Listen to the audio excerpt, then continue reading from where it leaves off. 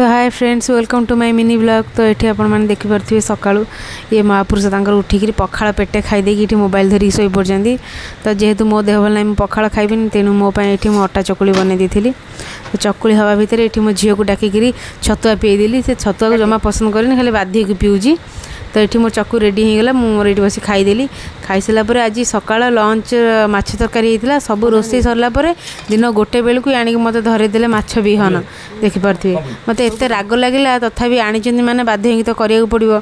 तो से धरेदेली मुझे तुम निजे सब काटिकुटी प्रिपेरेसन कर तापर जाए मुझे करी से सब आनी तो कौन करेंगे से सब निजे निजे सब काटिक प्रिपेरेसन कले।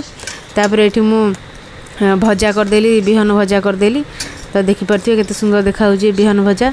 तो सांग मैंने गोटे कथा आपड़ कहे आपण आड़े ये कौन कहते बहुत लोग कहते विहन भजा बहुत लोग कहते मंजी माछ मंजी। तो आपण सेपटे यहाँ कौन कहते निहाती कमेंट मध्यम मत जनइबे।